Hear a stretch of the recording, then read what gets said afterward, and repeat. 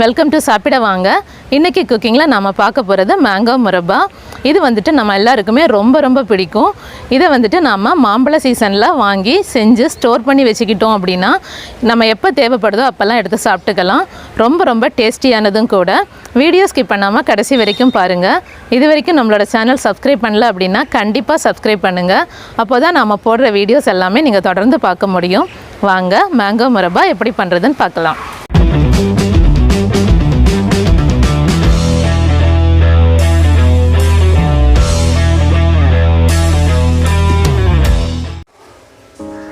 Mango முரப்பா பண்ணுறதுக்கு இன்றைக்கி நாம் ஒரு பெரிய மாங்காய் எடுத்திருக்கேன். இது 1/2 kg கொஞ்சம் ஜாஸ்தியாக இருக்குது.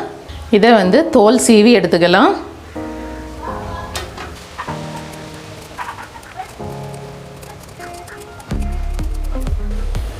அழகாக தோல் சீவி எடுத்தாச்சு. இனிமேல் இதை நாம் கட் பண்ணி எடுத்துக்கலாம். இந்த மாங்காய் நாம் தோல் எல்லாம் சீவி கட் பண்ணி எடுத்ததுக்கப்புறம் 1/2 kg இருக்குது.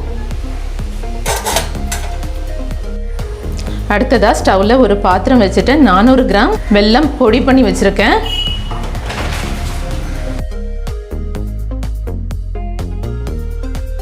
இது கூடவே ஒரு 1/4 கப் தண்ணி சேர்த்துருக்கேன்.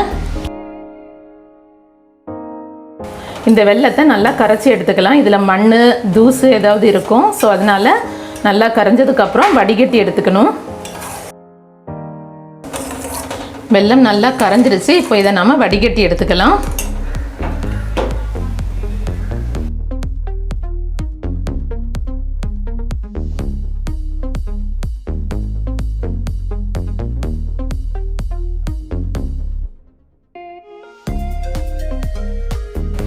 வெல்லம் நாம் வடிகட்டி இன்னொரு பாத்திரத்தில் எடுத்துட்டோம்.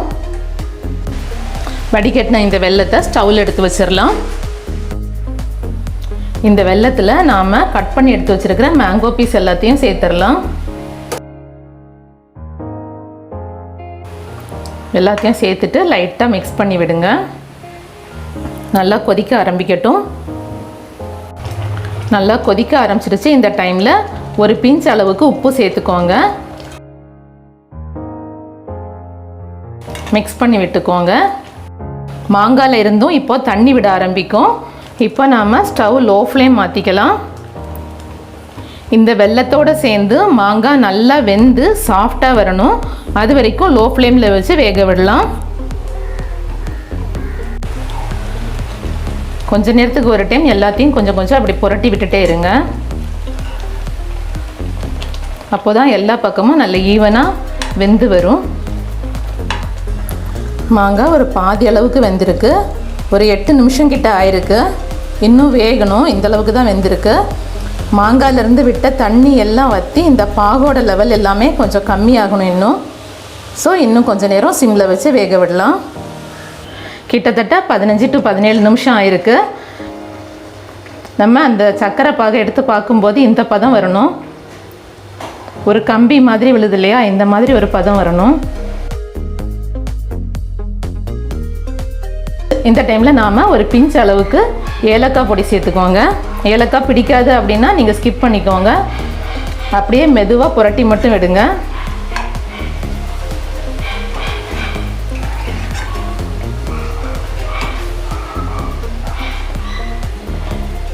அவ்வளோதான். இப்போ ஸ்டவ் ஆஃப் பண்ணிடலாம்.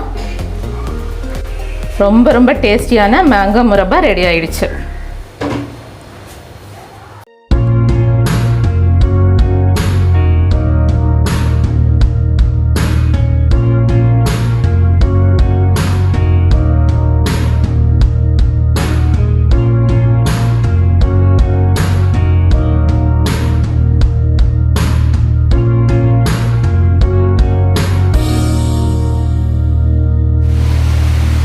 இது மாதிரியே மேங்கோ முரப்பா நீங்களும் வீட்டில் ட்ரை பண்ணுங்கள். எப்படி இருக்குன்னு கமெண்டில் சொல்லுங்கள். இந்த வீடியோ பிடிச்சிருந்தால் லைக் பண்ணுங்கள். உங்கள் ஃப்ரெண்ட்ஸ்க்கு ஷேர் பண்ணுங்கள். டேஸ்டியாக சாப்பிடுங்க, ஹெல்த்தியாக இருங்க. Thank you so much.